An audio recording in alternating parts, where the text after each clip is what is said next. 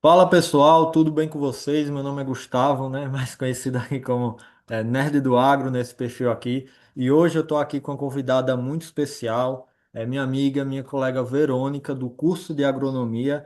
Ela que já está quase formando aí nono período, já é quase uma engenheira agrônoma e tem pós-graduação em fitopatologia.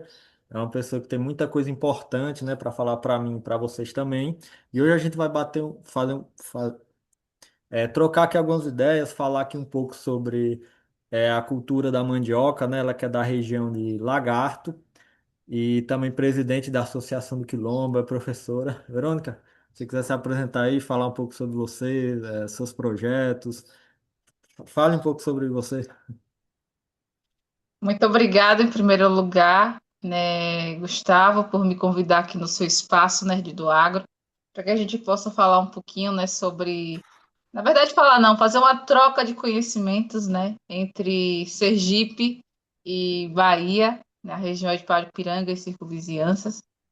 Meu nome é Veronica, né, eu sou professora, né, de letras, inglês, e atualmente, né, estou no nono período de engenharia agronômica e já tenho assim uma pós-graduação em fitopatologia.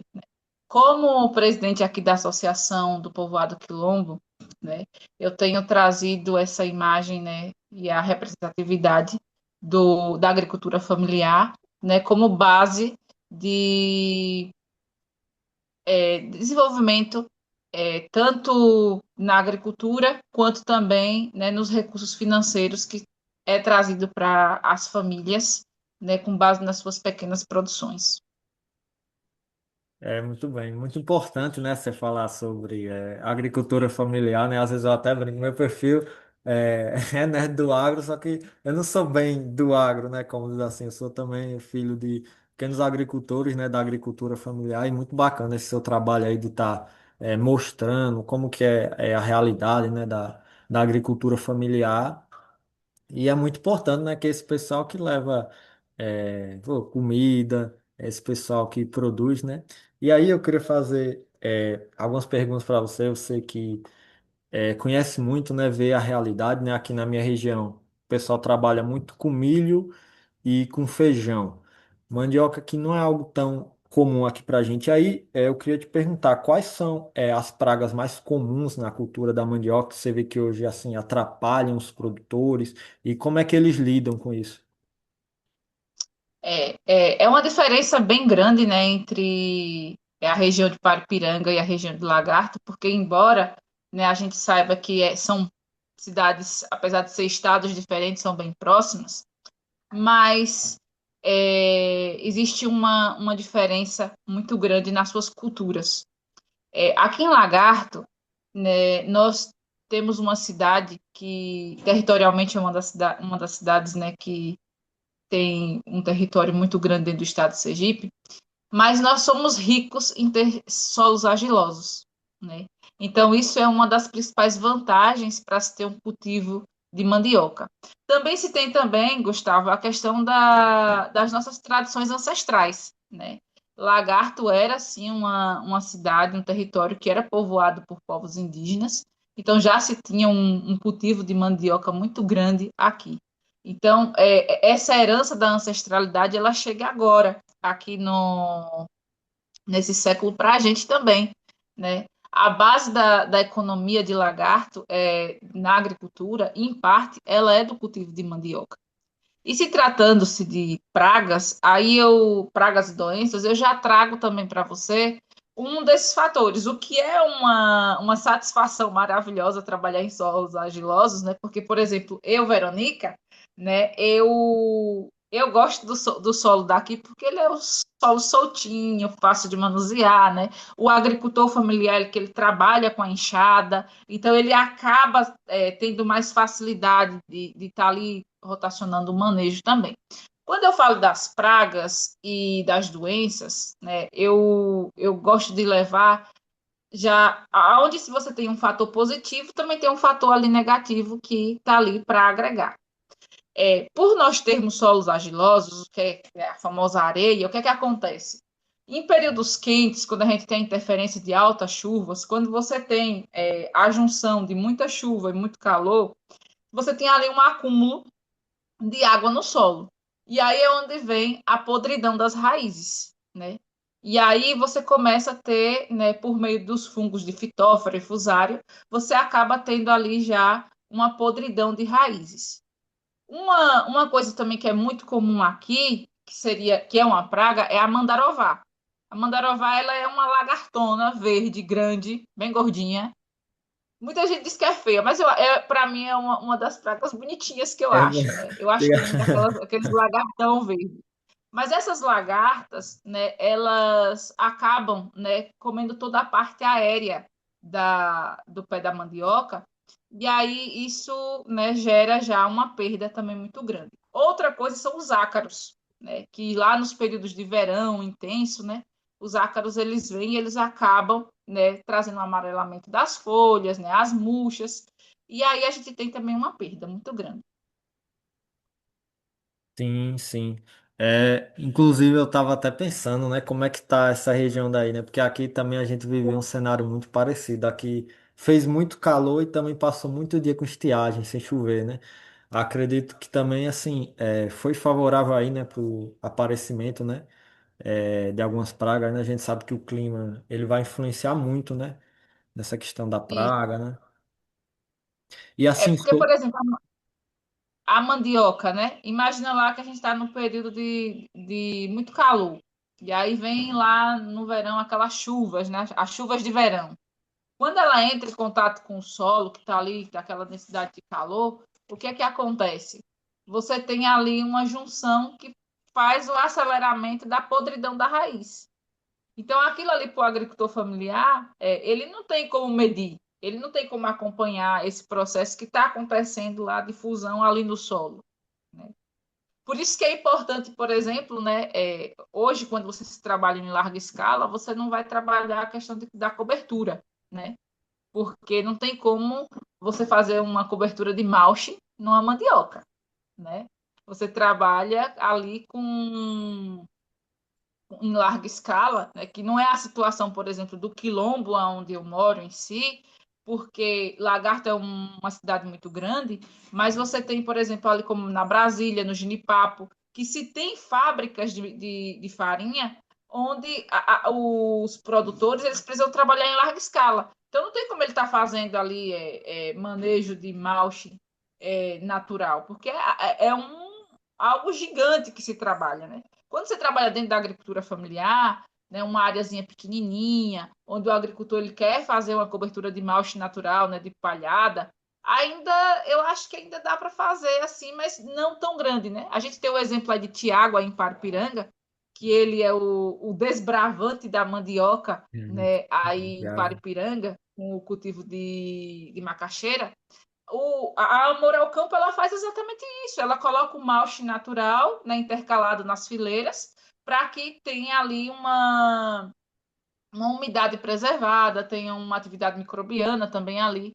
Mas isso a gente está falando de quem está plantando, né, em um sistema diferenciado e não uma plantação em larga escala. No caso do meu quilombo, o que é que acontece? A gente tem, né, agricultores familiares que trabalham em pequenas porções de terra, onde eles cultivam e eles têm os manejos manuais. Né? Não tem como você inserir algumas metodologias em algo que já é tão cultural, né, e tão denso ali dentro da própria cultura. Tô entendendo. É como você falou, assim, né? Em larga escala realmente fica difícil, né? Como que eu tenho controle, né? E mesmo assim precisaria de maquinário, né? A gente sabe que tem toda essa questão. E tipo assim, eu achei muito interessante. Você falou aí da questão da podridão da raiz. Assim, eu não entendo nada disso aqui. Eu sou suspeito a falar, mas eu quero saber, tipo, que você vê aí que você observa. Você vê muito problema de compactação do solo, assim, a questão da podridão da raiz? Se você acha que se melhorasse ali a aeração do solo, ou não, não é mais essa questão. Isso Não, é não por é outro sobre isso, lado. porque tipo, o que é que acontece? Em um solo argiloso, ele não ele não sofre tanto de compactação, né? Tipo, vai ter uma compactação, claro, mas ela vai ser mínima, porque é um solo de areia. Então, por exemplo, Com uma enxada, é muito mais fácil de eu manusear ali, de limpar ali o solo e tal, porque é um solo que não, ele não é rústico, né? A palavra assim, entre aspas, para se falar, né? Porque, por exemplo, o solo de Paripiranga é um solo mais pesadinho ali para trabalhar na enxada ali, o cara sofre, né? Aí é. Aqui não. É tanto que no meu quilombo aqui, a gente tem os nossos agricultores, eles já passam dos 50, né? E a gente tem, né, o êxodo rural muito grande presente aqui dentro da nossa comunidade. E a gente vê que os nossos agricultores base mesmo, os nossos produtores que estão aqui dentro, são pessoas já da terceira idade. Entendi. E assim, pelo pessoal ser assim, tem um pessoal muito mais velho aí nessa questão, eles conseguem assim perceber muito assim, mesmo que de forma empírica, quais são as doenças, qual que é o problema que está acontecendo aqui, ou tipo, às vezes necessita de uma assistência técnica, eles chamam alguém. Como que é isso aí? Olha, eu, eu, eu quero falar assim, diretamente do que a minha comunidade vive. Né? Eu não posso falar por outros povoados ou substancialmente sobre o município de Lagarto, né? Porque a gente tem assistência técnica da Indagro, né? A gente tem também assistência técnica, né, de aconselhamento também com o pessoal da Secretaria de Agricultura. Mas eu acho que hoje os agricultores, principalmente aqui do meu povoado, os que plantam a mandioca, eles trabalham mais com conhecimento que foi passado de geração após geração. Porque imagine que hoje é um conflito, sabe, Gustavo? A gente não planta mais aquela mesma mandioca tradicional que se plantava há 60 anos atrás. A gente sabe que existem novas cultivares. Por mais que a gente tenha alguém da terceira idade plantando, mas já vieram novas cultivares. A gente já foi trazendo, mesmo que de forma talvez errada, indo ali, olha, tem alguém que plantou ali uma mandioca boa, e aí ela é precoce. Aí o agricultor vai lá, pede as manivas e planta. Recebeu uma assistência técnica? Não, não recebeu. A gente acaba plantando pelo o conhecimento passado de um para o outro. Porque, na verdade, isso é o cultural, né, das populações de agricultores familiares, onde a gente vai passando o conhecimento de um para o outro. A assistência técnica ela é extremamente importante, né? Mas o agricultor também ele precisa buscar, né?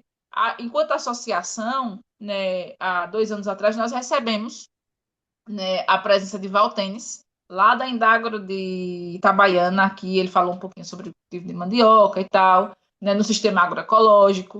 Foi muito bom. A gente ficou de dar uma ênfase aí, mas a gente tem muitas demandas para fazer, né? E aí o que é que acontece? O agricultor, ele não pode esperar, né? O agricultor, ele precisa trabalhar ali o tempo todo. E a assistência técnica, tanto do Senar, da Indagro e de outros órgãos, precisa ser algo constante. A gente está trazendo agora para o povoado, por exemplo, a assistência do Senar.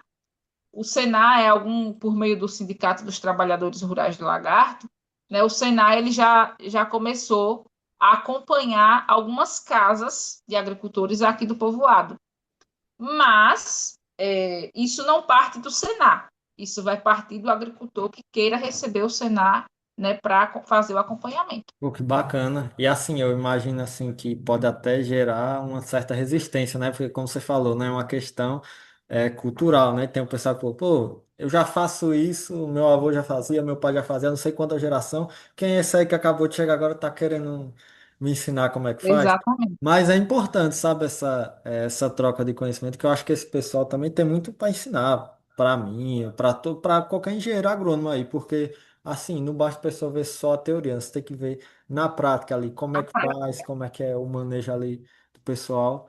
Eu acredito que é muito importante juntar essa auxílio do pessoal técnico É, e quem está ali vivendo aquilo, né? Todo dia. isso. Uma das coisas que eu aprendi na faculdade, acho que foi no meu primeiro dia de aula, uma coisa que eu ouvi de um dos professores foi ouça menos, ouça mais e fale menos, né? E isso me ajudou a ouvir mais. Eu lembro que quando eu era criança, né, meu pai, eu sou filha de agricultor familiar, e os meus pais eles levavam a gente para a roça e tinha coisas que eu não sabia o porquê. Mas eu lembro que meu pai falava: meu avô ensinou desse jeito, minha mãe fazia desse jeito, então eu vou fazer dessa forma. Tem coisas hoje, por exemplo, que aqui, né, eu faço dentro do meu sítio, coisas que eu sei que a minha avó passou para o meu pai, que a minha avó aprendeu com o pai dela. Mas eu continuo fazendo por quê? Porque mesmo que venha alguém e fale para mim, que diga assim, olha, dessa forma aqui é melhor, né? Existe literatura falando que isso aqui é bom, mas quem conhece a minha propriedade, quem conhece os defeitos e as qualidades dela, sou eu que estou vivendo ali. Então eu sei como eu tenho que trabalhar. Por exemplo, plantar feijão aqui, né, na linha, igual vocês plantam aí em Paripiranga.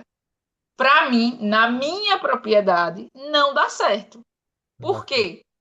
Porque quando a chuva ela vem, o meu feijão ele vai perder, vai ter logo perda de nitrogênio. E aí vai começar a ficar amarelinho, amarelinho, amarelinho, e aí daqui a pouco só dá dois, três carocinhos ali por pé, né? Mas aí o que é que eu faço? Meu pai, ele me ensinou que tinha que ter o suco grande, a cova.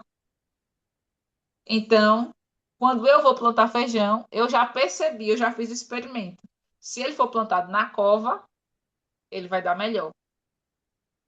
Quando ele é plantado na linha, eu não tenho nada. Caramba, que interessante. Eu achei muito interessante isso aí que você falou, porque realmente é tipo, é você ter ali a leitura do ambiente, saber o que funciona e o que não vai funcionar. Porque, tipo, aqui é tudo assim, do jeito que você tá falando, e aqui a gente nunca teve problema com isso. Só que aí na sua região, né, você falou dessa questão da cova, eu achei muito interessante.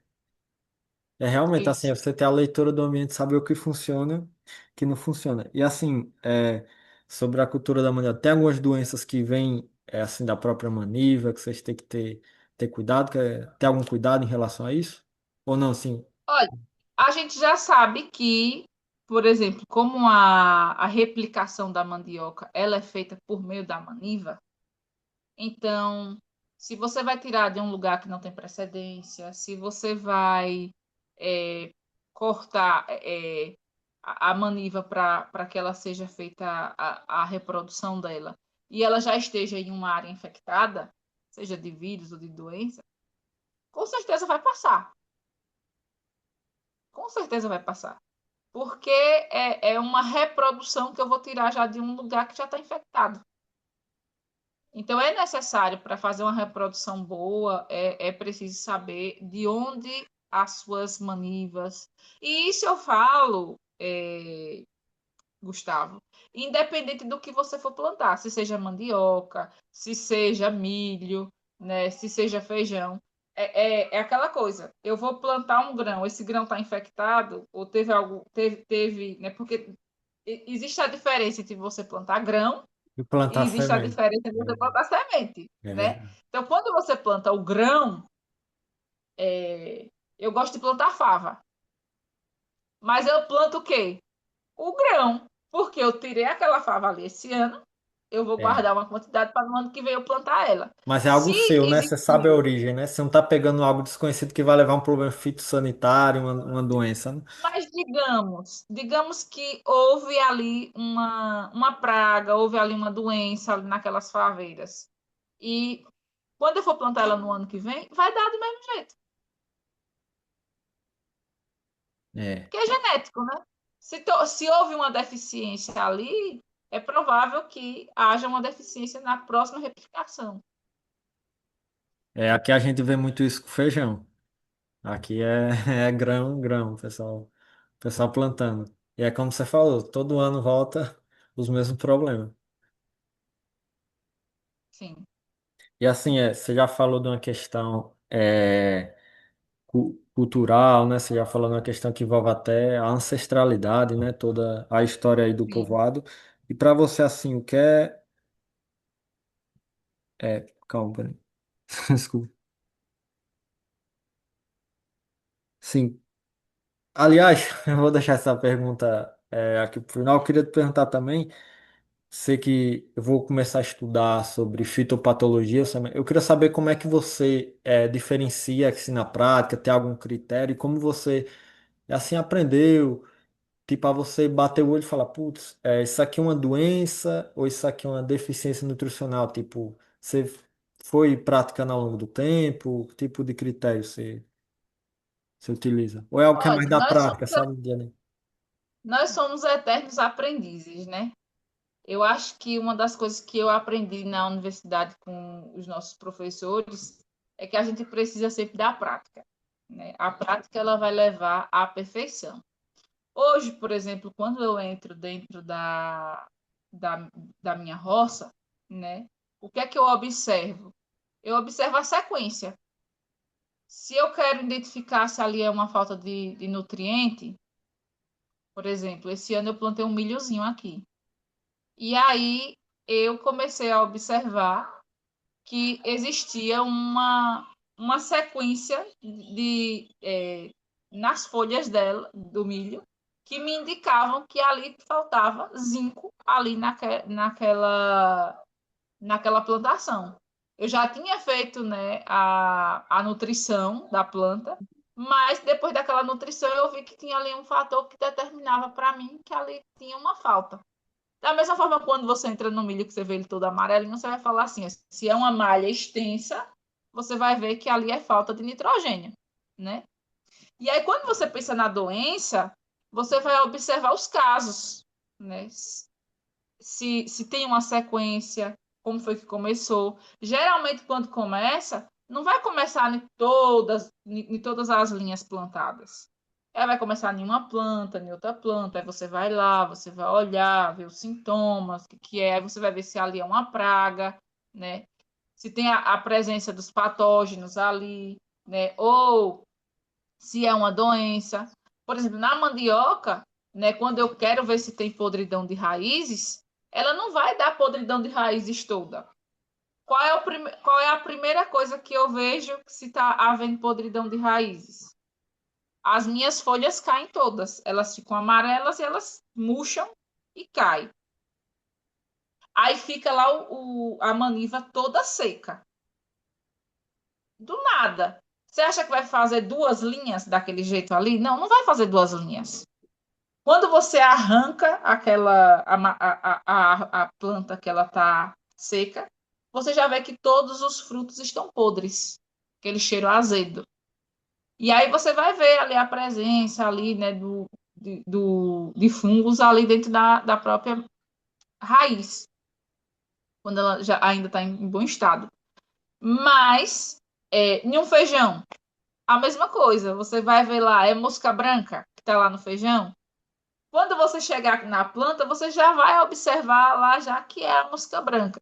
Ela vai dar em toda a plantação? Não, ela vai começar em um pequeno espaço ali, onde você já começa a notar que pela chuva, pelo vento, ela pode ser propagada. Isso, por isso que é muito importante o monitoramento, né, da pessoa, um olhar ali O atento, né, para monitoramento. ver. Porque às vezes quando a pessoa vai ver, né, vai olhar a área, já tá uma situação tarde, né, Infectado. já se espalhou muito. E assim, você acredita que nos últimos anos, aí na comunidade, você acredita que mudou o cultivo do mandioca? Tipo, alguma forma que vocês fazem adubação diferente, alguma forma de manejo diferente? Ou você acha que vocês mantêm, está continuando dando certo, consegue tirar uma boa produção e tirar ali uma boa rentabilidade? Olha, atualmente nosso povoado, né, o Quilombo, ele passou por vários momentos, né, de construção e de desconstrução.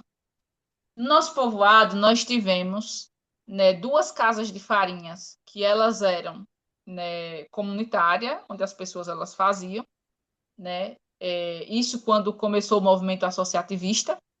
A gente teve pessoas, né, que tinham casas de farinhas particulares, né, aquelas casas de farinha manual. Tinha muitas famílias que tinham aqui, mais de 3, 4, 5 famílias que tiveram.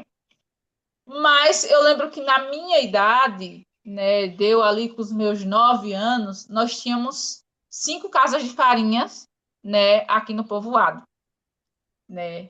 E algumas, né, era só o próprio dono que fazia a sua farinha, né? Outros já faziam para vender, tinha a casa de farinha da comunidade.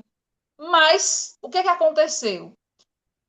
O êxodo rural, ele trouxe para o quilombo a ida dos jovens para a cidade. E aí o que é que aconteceu? A ruptura da cultura, ela começa aí. Essa ruptura, o que é que acontece? Os mais velhos continuam plantando e os jovens não estão dentro do povoado. Com esses idosos chegando numa faixa etária já de desgaste físico, eles já pararam. Então, eu conheci alguns que pararam, né? E aí ficou somente duas casas de farinha, uma particular e uma do povoado, que era representada pela associação. Depois, essa do povoado, né, chegou o desgaste dela e ela fechou. E aí ficou somente uma casa de farinha particular, aqui de um agricultor familiar.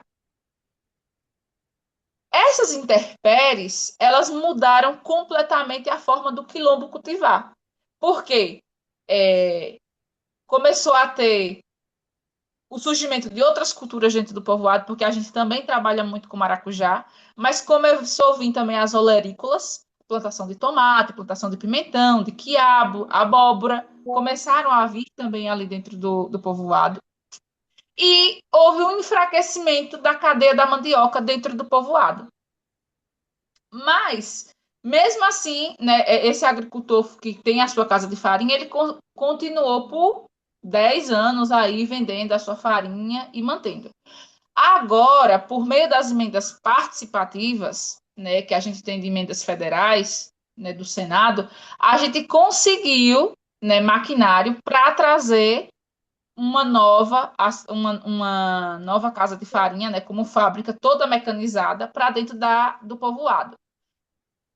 Eu vejo esse movimento como uma maneira, né, de resgatar mais ainda, porque aqueles agricultores que eles estavam plantando em bem menos escala, agora eles podem voltar a acreditar que ali a mandioca não vai ser só vendida para o povoado ou para atravessador. Realmente, já tem Agora, incentivo.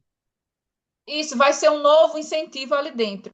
Mas além dessas intempéries, né, de êxodo rural, né, de falta de mecanização dentro do povoado, falta da AFTER também dentro do povoado, do incentivo à produção da mandioca, que infelizmente isso aconteceu. A gente tem também a falta de mecanização, porque o quilombo ele é grande territorialmente, porém cada produtor tem uma faixa de terra que talvez não seja tão grande, porque o que, é que acontece? A gente vê outras cidades por aí, Gustavo, que os povoados, as pessoas têm 60, 30, né, 40 tarefas, um só produtor. Aqui, como é um quilombo, o que é que acontece? Você tem agricultores com duas tarefas, com três tarefas, com cinco tarefas, com 10 tarefas, até com 20 você vai ver, né? Mas não são muitos os agricultores que têm grandes faixas etárias de terra.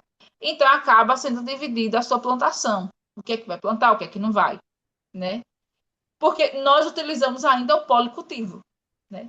Mas eu acredito aí que a gente também, né, vem com mais novidades, porque o que, é que acontece?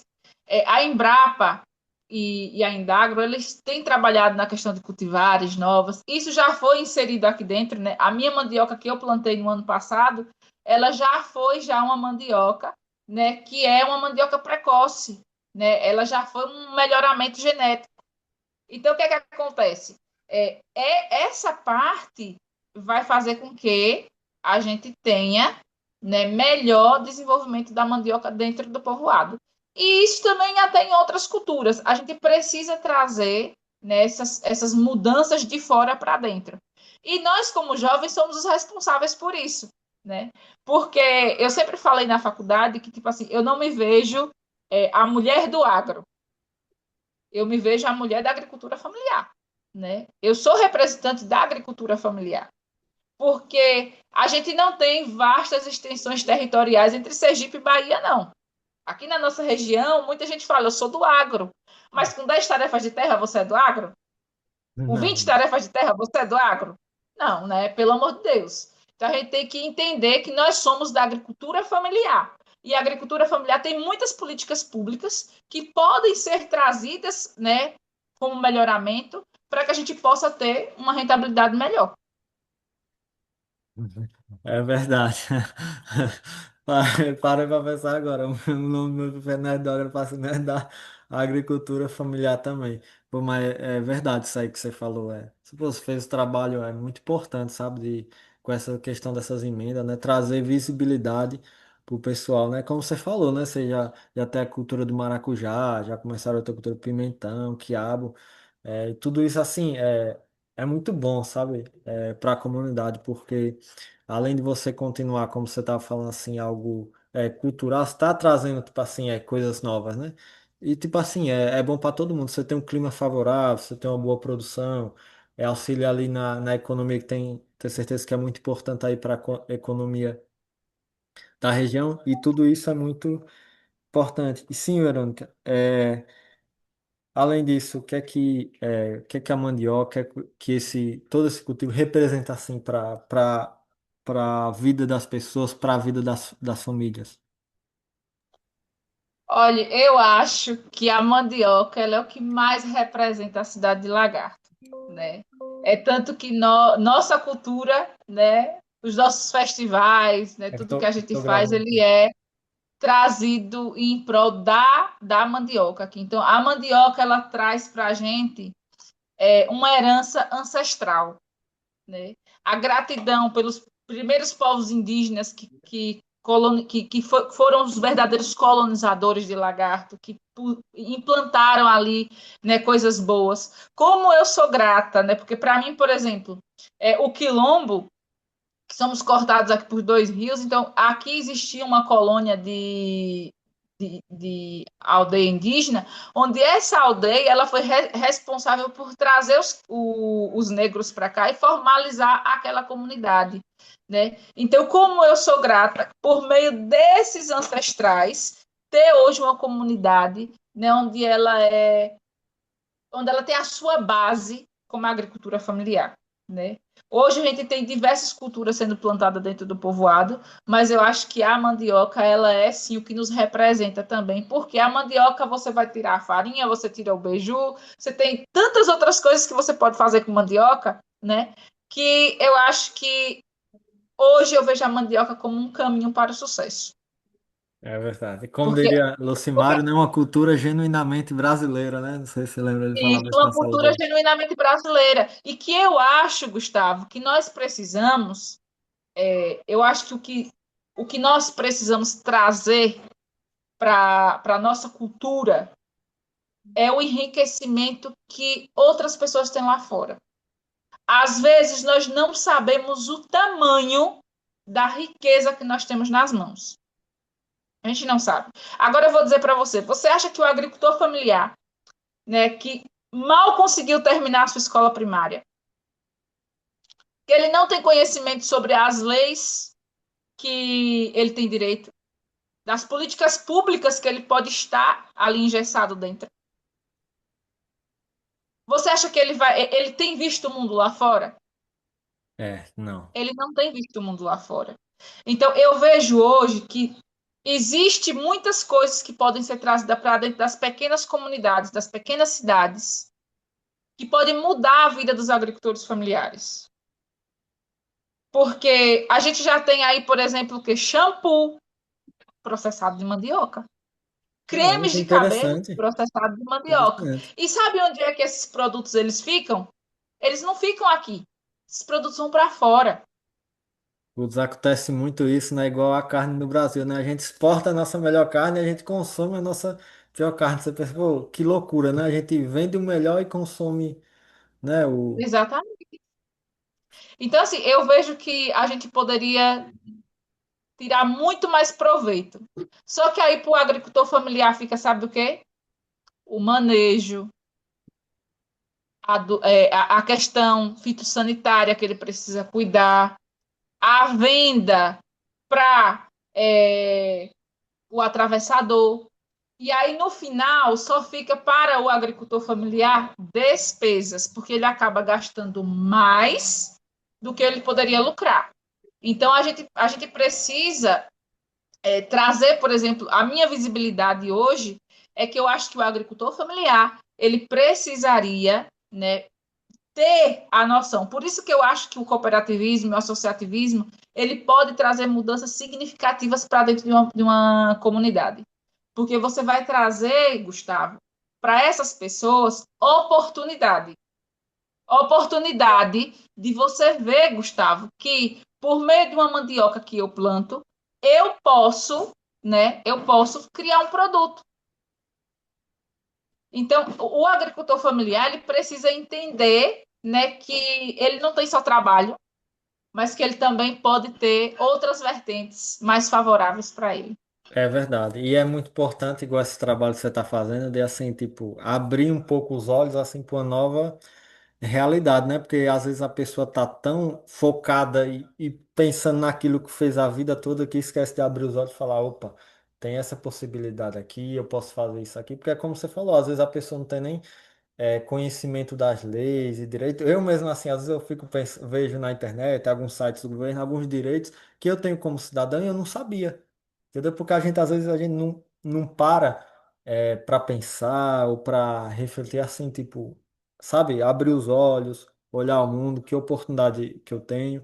E eu acho que é muito importante esse seu trabalho, sabe, de auxiliar. Mas você está fazendo o caminho certo. Muito obrigado, Gustavo, né, pela oportunidade de estar aqui no seu canal aqui, né, do Nerd do Agro, Eu que né? agradeço, você me deu uma aula hoje. Peguei até a caneta aqui, o caderno estava aqui anotando, aprendi pra caramba a cultura da mandioca hoje. Eu fico muito grata porque, tipo assim, nós somos uma pluralidade de conhecimento, né? Conhecimento verbal. Às vezes, a nossa literatura, ela não está nos livros. A nossa literatura, ela está na nossa vivência. E nós, como filhos, netos e bisnetos de agricultores familiares, nós trazemos essa representatividade. Então, eu fico extremamente grata por isso, né? Por estar aqui, por dividir com você, né? Parte da minha cultura, da minha história, da minha ancestralidade e dizer que as portas do Quilombo ela vai estar sempre abertas, né, para qualquer pessoa que queira vir aqui, que queira vir aprender e compartilhar conosco também as suas culturas. Ah, obrigado. Foi um prazer, sabe, agradeço muito por você tirar um pouco aí do seu tempo. Sei que você é uma pessoa que tem vários afazeres, você é mãe, você é professora, você tem vários afazeres. Eu agradeço muito você tirar um tempo assim da sua rotina para falar comigo, né, para me ajudar a produzir esse conteúdo